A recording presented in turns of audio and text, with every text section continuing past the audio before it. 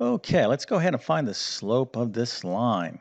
Now, some of you might be saying, no problem. Okay, I can find the slope of this line, but just go ahead and give me like the y equals mx plus b equation for this line, or maybe give me some points that are on this line, and then I'll be happy to find the slope of this line for you.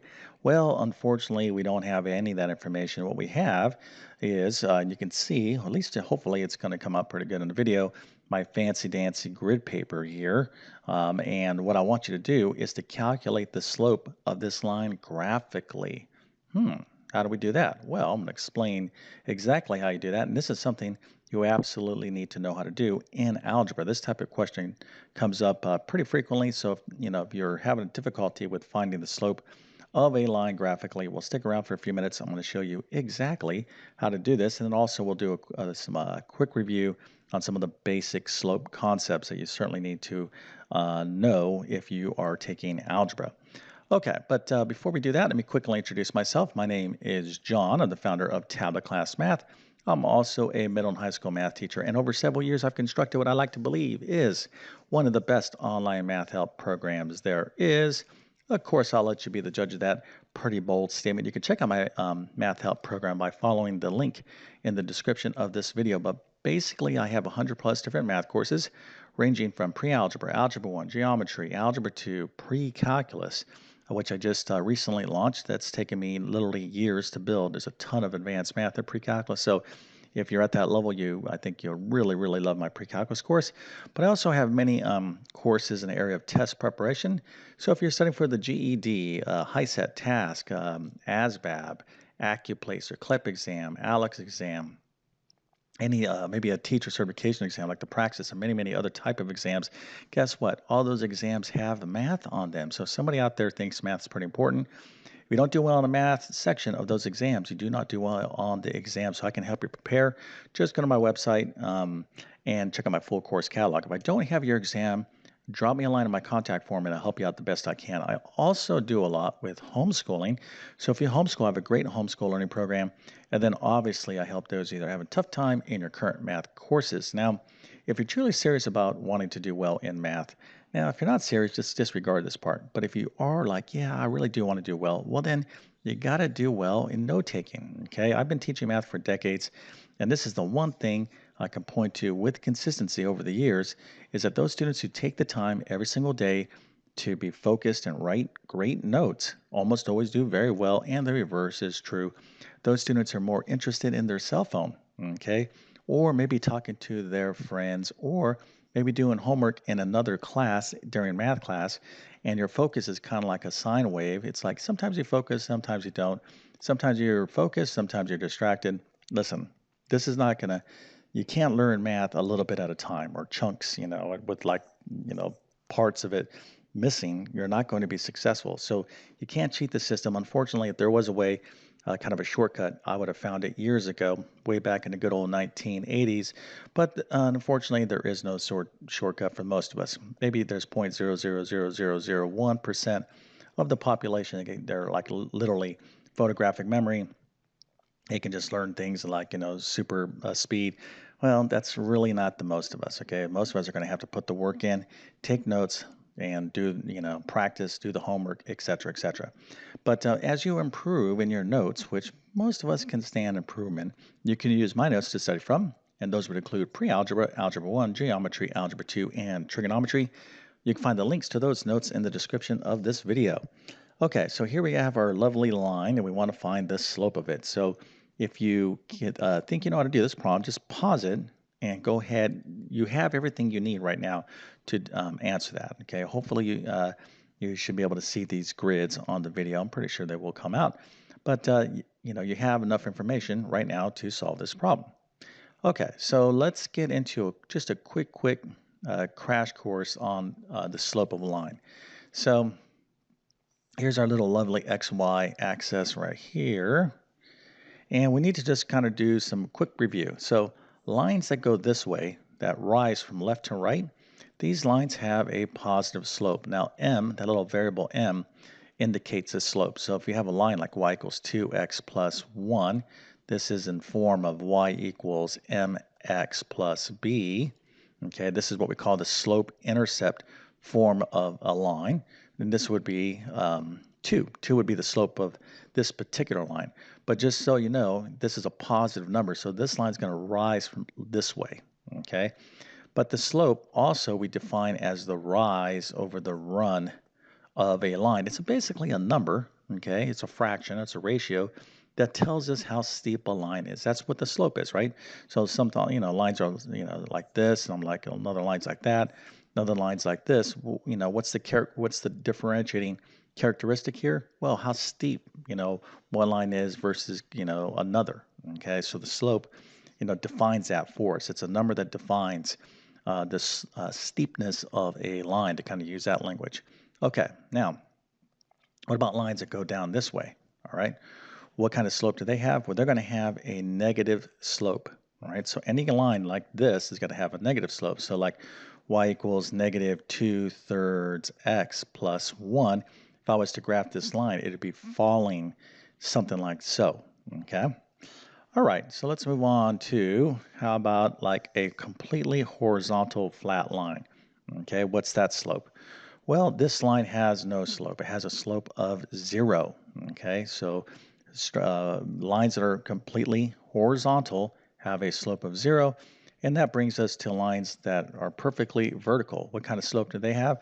Well, this is what we call an undefined slope. Okay, this is an undefined slope. So vertical lines have undefined slope, horizontal 0 slope, and then we have a positive and negative slope. So you need to keep that in mind, okay, with problems. And basically, the main definition of the slope is the rise over the run of a line, and we can kind of measure that in multiple different ways.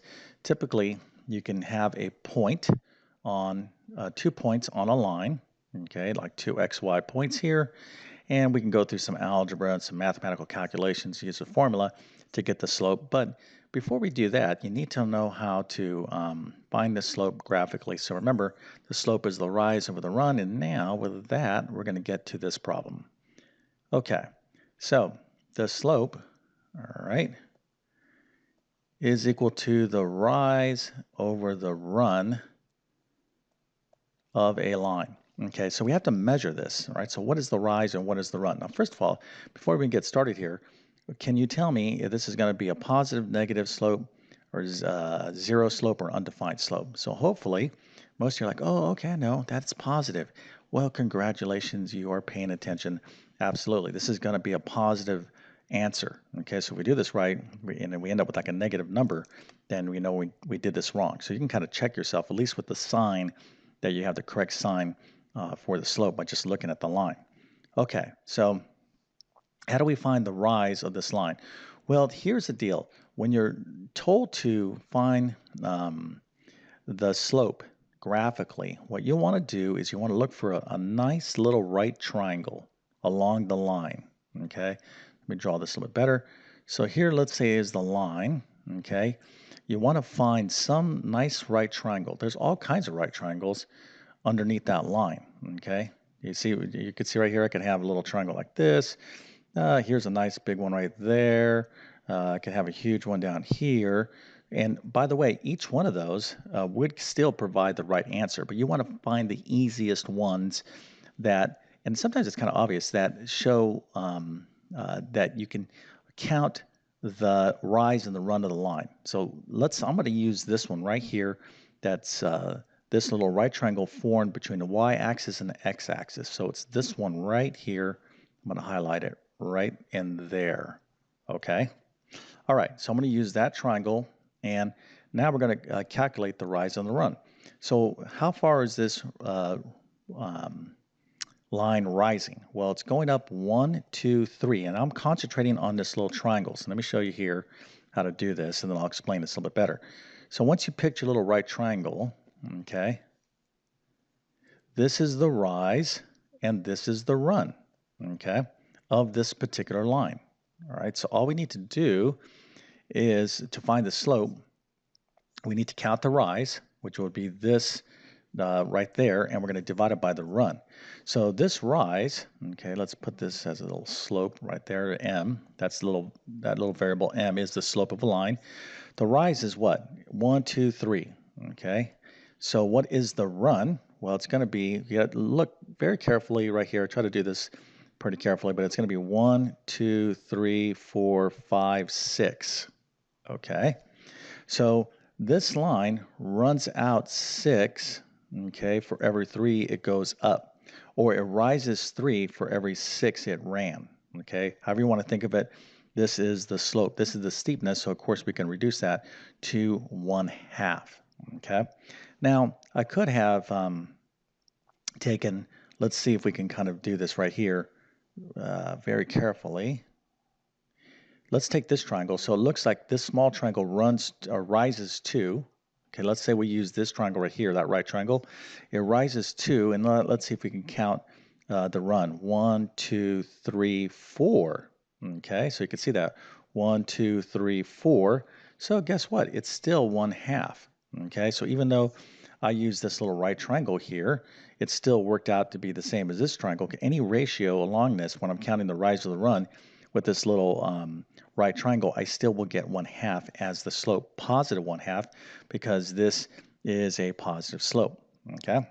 All right, so if you understand that, that's excellent, but let's do one other quick thing here, and I don't have my handy dandy ruler, but we'll just make do with my freehand sketch of a line. So what happens if I had like a line, something like that? Okay, so right off the bat, what's going on? Well, do I have a positive or negative slope? Okay, this time it's going to be a negative slope, right? But the definition still hasn't changed. So the slope is going to be the rise over the run. Okay, so the run is always going to be going to the right in terms of the x-axis. So here's the run. 1, 2, 3. I'm going to use this little triangle right there. Okay, this one. And let your eyes kind of bring you to it. Typically, you'll be able to see it pretty well. Try to use the XY axes to form your little right triangles. But sometimes you're going to have to, create a new one. Okay, but you're looking for nice points. You don't want to choose one where like you're trying to count in between the grid. Okay, try to find nice, easy values, integer values, whole numbers you can count. So my run here, let me go and erase all this. My run is going to be what? My run is going to be 3. Okay, 1, 2, 3. But what's my rise? Okay, well, some of you might say, well, isn't it rising 3? Okay, you would be kind of correct. You have the right idea. However, because it's dropping down, we're going to put a negative sign on that rise. It's actually a drop, okay, not a positive rise. So when lines are going down this way, your rise will be negative, and when lines are going up in this way, your rise will be positive. So when I have that, that's how I get my little negative sign for my slope. So in this particular line, this is going to be -3 over +3. That's -1. So the slope of this line is -1. Of course, we already knew it was going to be negative, but that's how you deal with the negative rise, okay? But hopefully you got the general idea. You want to select a nice, lovely right triangle, okay, such that you can count the run and the rise. Remember, the run will always go to the right, and the rise will go up if it's a positive line. Okay, lines go like this, and go down if it's negative. All right, so then you'll get your slope this way, or you get your slope this way. All right, so hopefully this video has cleared up any confusion you may have had on finding the slope of the line graphically. This is definitely a common problem in algebra. You need to know how to do this. Plus, you need to know how to, like, say here, like if I've got 2 points on this line, this looks to be like 2, 1, 2, 3, 4. So if I give you the coordinates 2, 4, and then this one over here, 1, 2, 3, 4, -4, +1, you got to be able to take those 2 coordinates, okay? Let's say I didn't have my little graph paper here. You have to take these 2 coordinates and still calculate the slope, all right? There's a lot. Slope is tremendously important with working with linear equations and algebra. You definitely got to know more than just what I showed you.